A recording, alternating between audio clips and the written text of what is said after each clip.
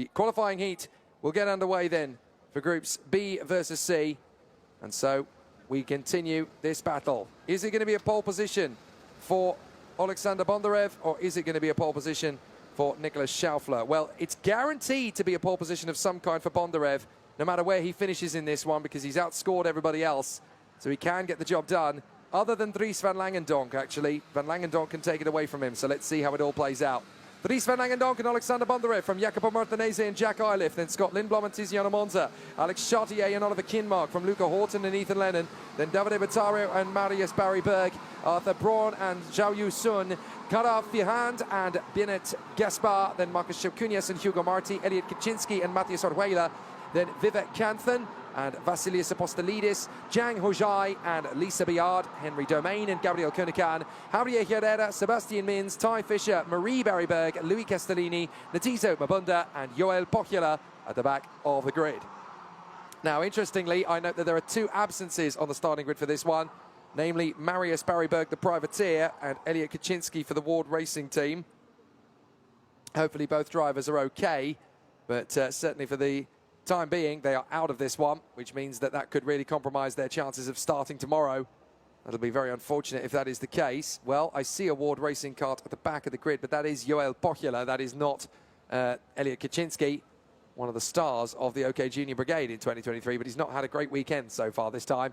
So, one race to go then in the juniors. They come off the final turn, and it's going to be Van Langendonk versus Bondarev to the first corner. This is going to be worth a watch as they come out of the tram lines. They will charge to the first corner. Ready, wait for it. Let's race. Good start from Van Langendonk. Perfect run to the first corner.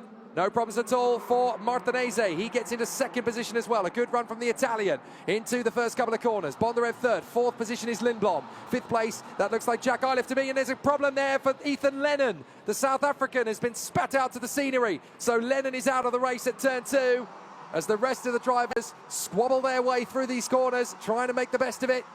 But Ethan Lennon is the first retirement up the inside. Martinez and Bondarev both get through on Dries van Langendonk. So Martinez is your race leader. Bondarev in second. Then Dries van Langendonk in the Forza Racing Expert up the inside of Bondarev. He gets back in his second position. So now we've got a real race on our hands here, as Dries van Langendonk and Oleksandr Bondarev are going wheel to wheel, battling for the victory. This is fantastic. Bondarev has 4 wins out of 4. Van Langendonk has 3 wins in a second. If he can beat Bondarev in a straight fight, that really takes things into a very exciting mode tomorrow. Van Langendonk, second position behind Martinez, battling on the inside. There goes Bondarev, and Lindblom takes on Van Langendonk. It's really cost the Belgian big time. Dries van Langendonk has lost about 6 places. That could not have gone worse for the Forza driver, as Bondarev makes his bid. Eilif gets through as well into third. Up to fourth comes Tiziano Monza. Game on! Certainly is game on then for these drivers, but here we go then. It's all starting to kick off, and they've only really completed 1.5 laps. Certainly a very interesting start to this race, but the rest of the field now dance their way round the final corner. Bit of smoke going up, and there's a spin in that midfield. Who is it? It's the 74. It is the 74 that's gone round. That is Luca Horton, the Forza Racing driver, who has been spat out the order, and he is not happy whatsoever. And he will have to watch this one from the sidelines, and he is absolutely devastated as he makes his way into Marshall Pote 8 out on circuit. His race is over, but Martinez leads the way in this race. Bondarev wanting to chase those maximum points right now. In this position, Bondarev would be leading the points by 9 points in total from Nicholas Schaufler. And remember, Nicholas was hoping that, well, not hoping at all, but hoping that he could get that pole position. And right now he's making it very difficult for him, because Bondarev dives down the inside of Martinez and he retakes this lead. And so far, that would mean he would get the maximum points if he can finish the race in this order. But so far, it is not going his way just yet, as Scott Lindblom dives it down the inside of the number 82 of Tiziano Monza. And Monza loses out on not 1, not 2, but 3. Yes, 3 positions there, as he gets absolutely pinned there. I think that was Arthur Braun that went down the inside there. Joel Pocchiola sets the fastest lap of the race, 49.595. But certainly very close racing. It was Sun Xiao Yu that got the opportunity there on Tiziano Monza, actually, and then Bottaro managing to come through to challenge Monza for 8th position. And then we have Karar Firhand, the Indonesian, battling away with Alex Chartier for the 10th position. So big battles already in this one. Drivers definitely racing with their elbows a lot more than they have over the course of the day, knowing that maybe they'll get a chance to go onto a pair of fresh tyres in the morning when they go into the when they go into the superheat. They might get an opportunity, but certainly Bondarev leading. Apparently Vivek Kanthan is leading the way. He isn't quite yet. Kanthan is currently running in what position? Vivek Kanthan, the Paralin. He's there or thereabouts. He's certainly 15th. on the. He's knocking on the door of the top 10, but he's not quite in the lead of the race just yet. The transponder's having a bit of a hiccup there. But Bondarev is the fastest man on track, a 49.5. Who's that up the inside for 5th? Is that Van Langendonk? It is. He gets through on Scott Lindblom. So he manages to get the move there on the Swede. Up into 7th position has come Shin Jiao Yu. And then we have Monza, Bataro, Chartier, Firhand, Marti, Braun, Ortuela and Vivek Kanthan. Solid drive then from the entirety of the field. They seem to have sorted themselves out now as we go on to half race distance now. 5 laps completed. We go on to lap 6.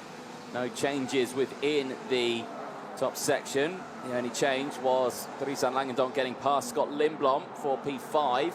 It's the only change in the top section. Eyes on this too here. Kinmark on Jack Iliff. As Bondarev sets the fastest lap of the race, he is extending his lead now to around 0.6 of a second.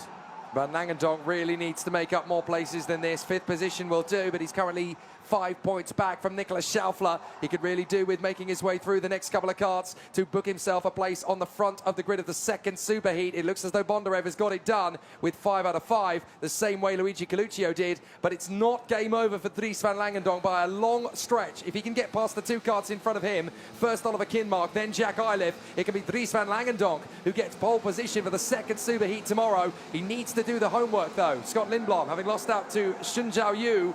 And then Tiziano Monza in 8th position working his craft. Davide Battaro is 9th from Chartier, Firhand, Marti, Kanthan up to 13th now from Braun and Mins. Have we got yellow flags? We've had an off at turn 2. Somebody's gone clean off there. It's one of the, I think it's one of the Car Republics. I think it might be Karar Firhand. I think he is. He's tumbling down the order. So yeah, the Indonesian Karar Firhand, he's gone in there. That's very unfortunate for Firhand. So I'm afraid he is out of the race then, having pitched it off at turn 2. So Karar Firhand, the Indonesian, very unhappy indeed with that one. So that's pretty much game over. At least he's able to walk away, though. That's the one thing you can say positive. Dries Van Langendonk, by the way, has managed to get past Oliver Kinmark. Next target, Jack Iliff. Go get him. Let's see what he can do. Here they go through turn number 1, and Iliff still leading this trio. Van Langendonk in the middle of it. If he's going to go for the move, it'll be very, very soon. Sun Jiao Yu actually receiving a warning flag there. The number 40, who is somewhat further down the order. At P10 for him. He will not be happy with that one. No moves in towards the turn 8 air hairpin. He just stays behind. Van Langendonk thinking at this point right now is, do I get this one more position? What will the difference be with this one more position? He's only 3 points behind. Will that be enough? I don't think it will. He will need another one if he tries to get this one. And right now, he is nowhere near close enough to get that one completed. So I've just got a feeling here that Van Langendonk might just settle here for P4. But when have you ever heard a racing driver not going for a move? I've never heard of that. So I suspect we are going to see a move. Just when will it be? It'll be pretty tricky, that's for sure. And it's all going to be about timing. Bondarev, another fastest lap, 49.3 out in front of Martinez. But this trio is intoxicating to watch. Iliff, Van Langendonk, Kinmark, they all want a piece of this at the closing stages. Lindblom, Monza and Chartier are not far away either. But there is going to be a bit of a duel here as Dries Van Langendonk has got through past Jack Iliff into 3rd position. Now we're going to see what difference that has made to the point scores. But that's definitely good on the cards for Dries Van Langendonk. Yeah, very good there. And, well, what will that mean for the intermediate classifications? Because here comes your race leaders across the line on the last lap. Bondarev and Martinez. And the points update. All square. Squared away. And that would keep Van Langendonk in 3rd because he was out-qualified by Nicolas Schaufler. And there's another warning flag going to Hugo Marti. Unfortunately, that comes with a 5-second penalty in Champions of the Future. So the warning flag and the 5-second penalty going the Spaniards' way. Very unfortunate.